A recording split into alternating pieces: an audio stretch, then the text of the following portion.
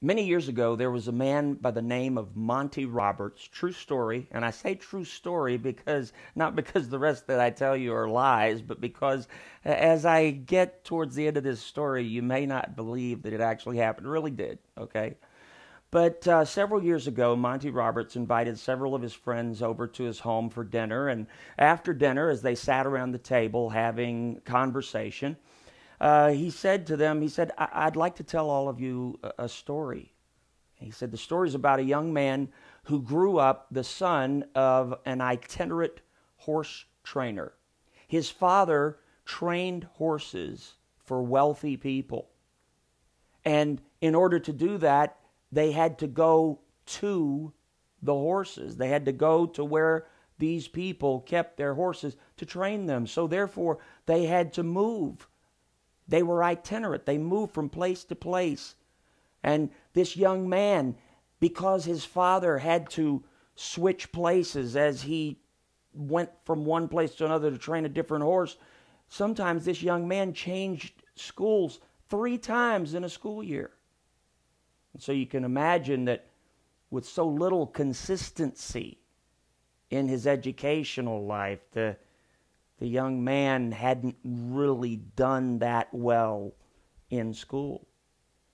And when he was a senior, his final year of school, he was so excited when one of his teachers gave an assignment. And the assignment was for them to write a paper that would describe your dream for what you want to achieve with your life. Well, this young man was so excited because he knew exactly what he wanted to do with his life. He had had this dream for many years, so he knew exactly what to do. He was so glad because, as I said, he hadn't done that well with some of his grades in the past, and so he was excited that now maybe this would help him pull his grade average up. So he went home and he stayed up most of the night writing this paper in great detail. He began to describe his dream for his life because he knew what he wanted was a 200-acre horse ranch. And he began to describe it and how that he wanted to have this 200-acre horse ranch.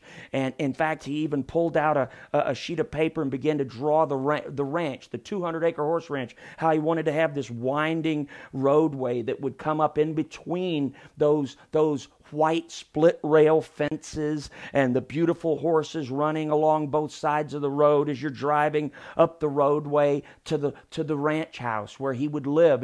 And as he went on to write in the paper after he had drawn everything out, he wrote that he wanted to have a 4,000 square foot home, and he began to describe the house, and then he took out another sheet of paper and began to draw out the floor plan for the house that he wanted to have, and where the dining room, the living room, the kitchen, the bedrooms, and how he wanted to have big porches all the way around the house where he could sit and look out across the ranch. And he began to tell how that on the ranch he wanted to have barns, and he wanted to have a practice track for the horses to run in, and all these things that he wanted to have. He wanted to have a man-made lake on his farm that was stocked with fish, and all these different things. He wrote it in great detail, and he drew it out on these different sheets of paper, and he put it all into a nice folder and put a nice cover page on it. And the next day, when he went back to school, he turned it in with great hope in his heart. He just really believed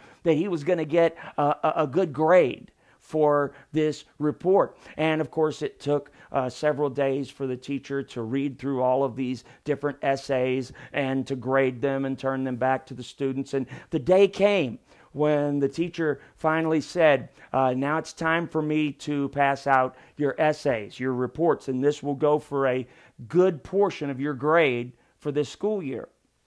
And so the boy was so excited, he just really felt this was going to really help to pull up his grades. And as the teacher came around and handed him his report, he saw right there on the front, his heart just sank because right there on the front was a big red F with a note underneath that said, "See me after class." Well, he was just horrified. He was humiliated. He quickly, turned it over so no one else could see.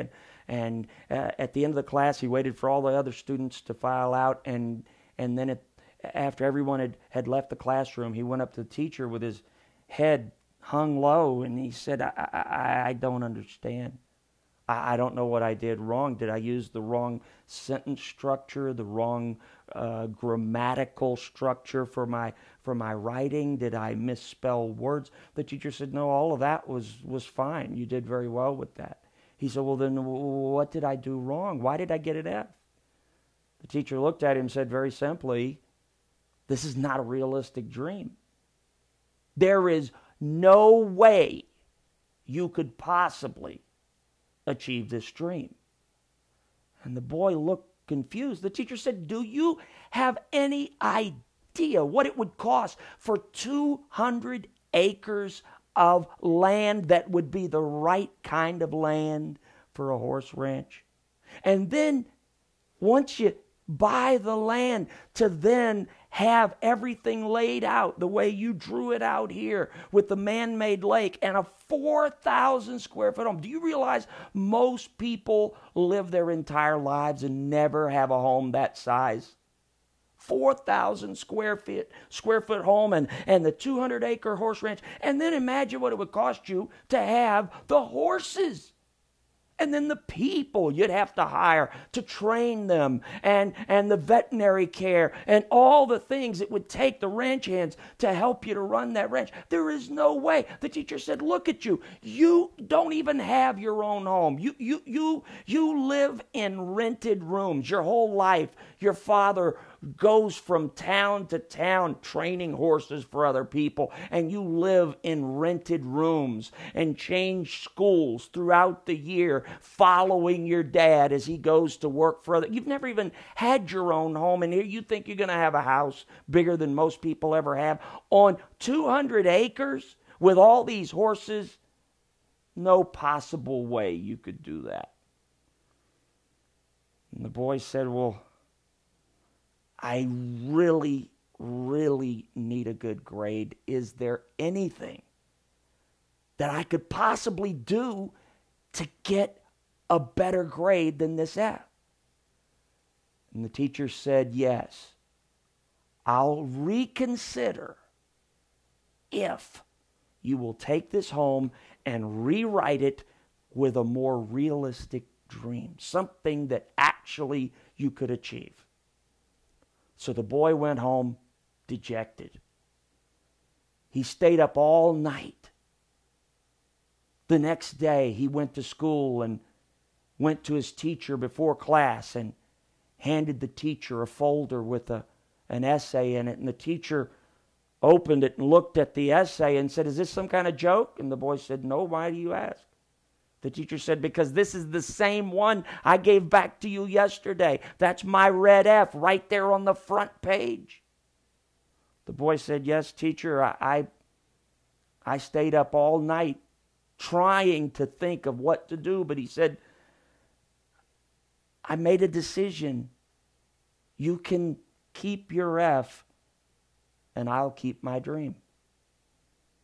And after he told this story to his dinner guests, Monty Roberts looked at them and said, the reason I invited all of you here tonight was so you could have dinner in my new 4,000 square foot home on my new 200-acre horse ranch. And if you'd like to see the report with the red F, it's framed over the fireplace. You see, you need to have a dream that is so real, so much a part of you that no one can take it away from you. That no one can tell you that it can't be done. But remember, just having a dream is not enough. You have to be willing to put in the work that it takes to get there.